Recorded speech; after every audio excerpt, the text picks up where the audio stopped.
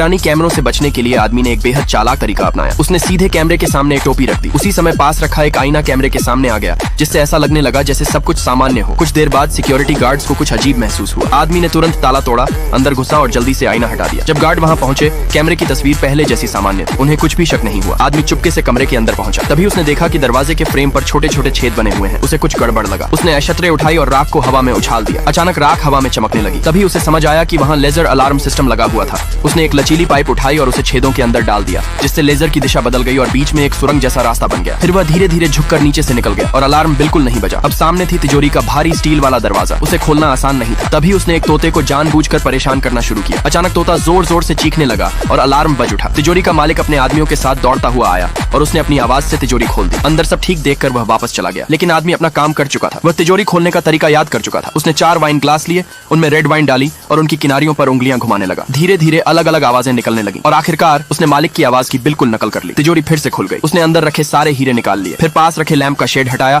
और सारे हीरे ड्रेन पाइप में डाल दिए। बाहर उसका साथी इंतजार कर रहा था। कुछ देर बाद उसने कार की डिक्की में सारे हीरे पहुंचा दिए, लेकिन इतना सब करने के बाद भी आदमी संतुष्ट नहीं हुआ। अगले दिन वह फिर कैसीनो पहुंच गया। उसने एक पेपर क्लिप को एक महिला की स्कर्ट से जोड़ दिया और धागा तोड़ दिया। जैसे ही महिला आगे बढ़ी, उसकी स्कर्ट नीचे गिर गई। पूरा कैसीनो उसी तरफ देखने लगा और इसी मौके का फायदा उठाकर आदमी ने पासे बदल दिए। उसने कपड़े धोने वाला डिटर्जेंट लगाकर उन्हें ऐसा बना दिया कि वह नतीजों को कंट्रोल कर सके। फिर उसने अपने सारे चिप्स दांव पर लगा दिए। जैसा उसने सोचा था, उसके पैसे तेजी से 10 गुना बढ़ने लगे। लेकिन कैसीनो का मालिक बेवकूफ नहीं था। उसे कुछ गड़बड़ महसूस हुई। उसने तुरंत पासों की जांच शुरू कर दी। पार्ट 2 देखने के लिए चैनल को सब्सक्राइब